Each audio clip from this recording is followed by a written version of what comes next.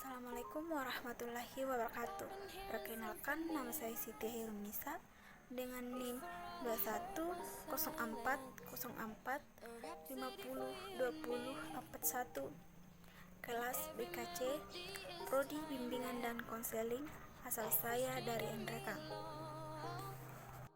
Dalam video ini saya akan menjelaskan tentang pengertian komunikasi daring, jenis-jenis komunikasi daring, kelebihan dan kekurangan komunikasi daring, dan contoh komunikasi daring.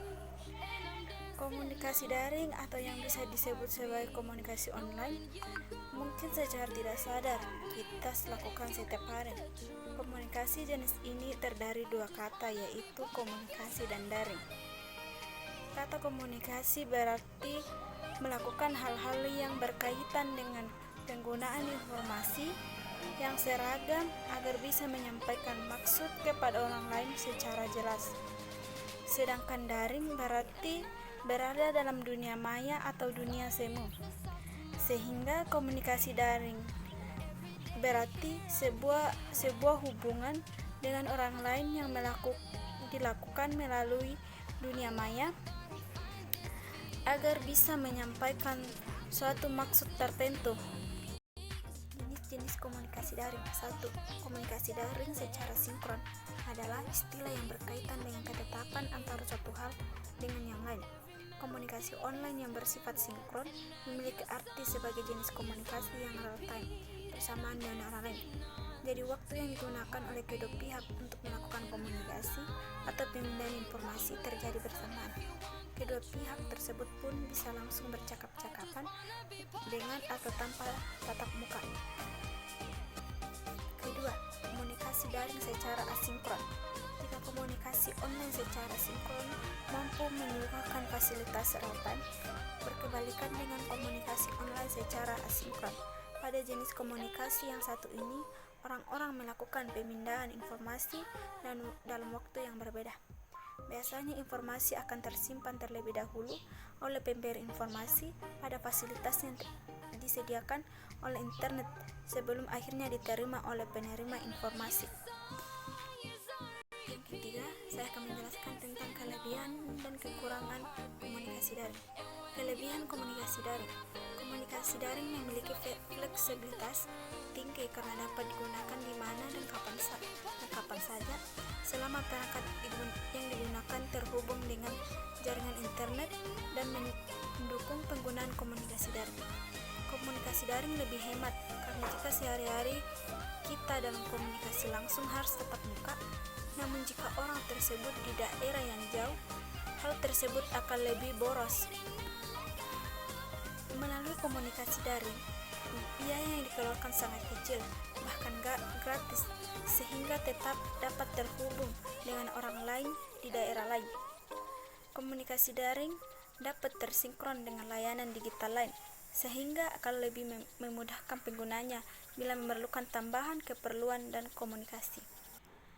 Kelemahan komunikasi daring adalah 1. Kehilangnya privasi atau data pribadi. Meskipun internet telah membuat komunikasi menjadi lebih mudah, lebih cepat, nyaman, masalah pribadi telah muncul.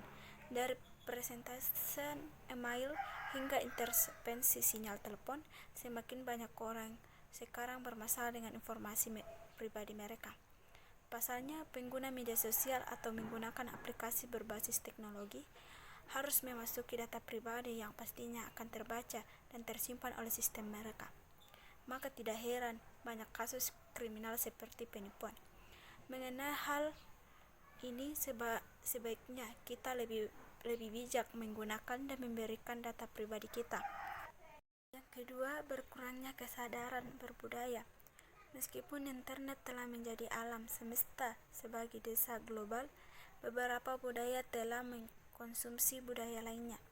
Namun mengakses internet berlebihan dapat menjadikan generasi muda tidak mengenal budaya asli mereka dan mengadopsi budaya dari luar. Hal ini sangat dapat berpengaruh dari cara mereka berpakaian, bertindak, berperilaku.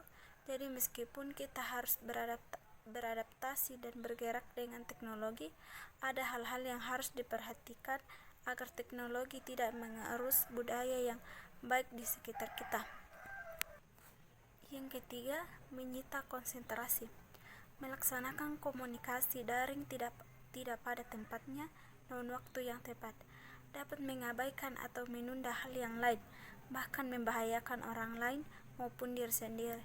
Maka dari itu, perhatikan tempat dan waktu saat kita berkomunikasi secara daring. Yang terakhir, saya akan menyebutkan contoh komunikasi daring. Yang pertama, text chat dan video call melalui Line, text chat dan video call melalui BBM. Yang ketiga, text chat dan video call melalui WhatsApp. Yang keempat, video chat melalui Skype. 5. Text chat melalui Facebook. 6. Text chat melalui Messenger.